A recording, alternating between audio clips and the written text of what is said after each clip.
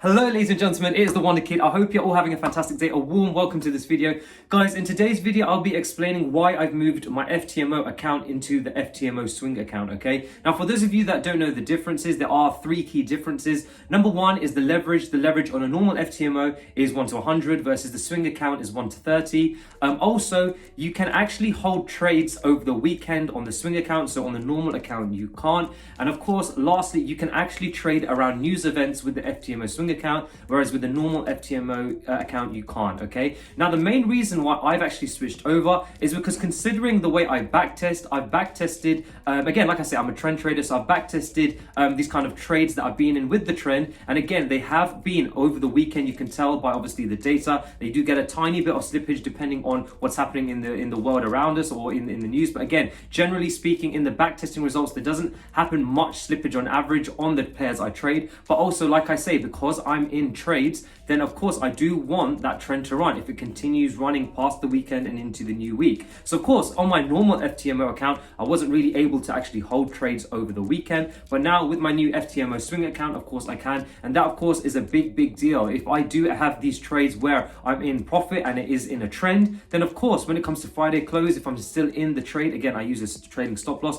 if I'm still in it, I'm happy to actually, well, essentially leave it over the weekend, as long as the markets aren't actually too volatile. If there isn't things happening in the world that can affect price significantly, then like I say, I'm happy to hold it over the weekend, okay? Now let's talk about leverage, because leverage is another interesting point here, right? So there was a time when I used to risk 1% of the FTMO account per trade. Now, if I did risk 1% of my account per trade on the swing account, that would allow me to have around 2.5, so essentially 2 trades over to actually take and hold over the weekend. So a maximum of two trades, and I think it could actually be up to 3 trades. So between 2 to 3 trades, I'd be able to take at maximum with the margin I'm allowed on that FTMO swing account, that is 1 to 30, okay? But again, like I say, one of the things that I've decided to do is reduce my risk to about 0.5, 0.4%, and now what that allows me is that now I can take up to 5 to 6 trades at the same time, and of course, this can be scale-ins, and like I say, 5 to 6 trades is plenty if I even wanted to hold that over the weekend, right? I don't think there's been any point in my backtesting or even in the live markets where I've been holding over 4 positions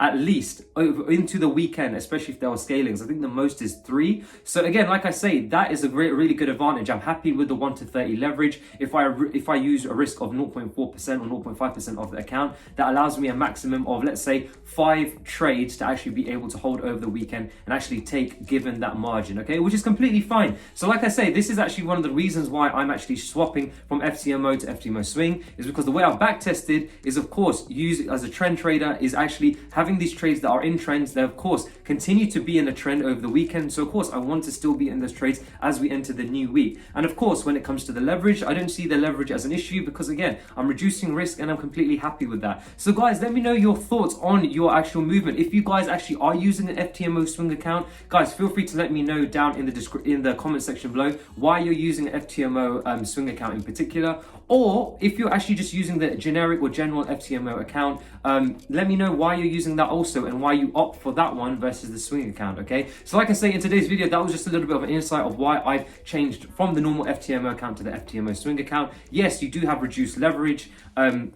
You can trade around news events and you can hold trades over the weekend. But like I say, again, if this kind of tactic or strategy matches with your backtesting and how you backtest, then of course, by all means do it. So guys, feel free to let me know what kind of account you have, if you do have an account. And guys, if you are actually in the process of actually taking your challenge and verification for your FTMO or your MyForex funds or whatever it is, then guys, I wish you the best of luck and I do hope you pass it. But like I said, feel free to let me know down in the comment section below which account do you have with FTMO and why, and again, I'll be happy to actually respond to you and speak to you guys. But for now, guys, I hope you have a fantastic trading week and I'll speak to you guys soon.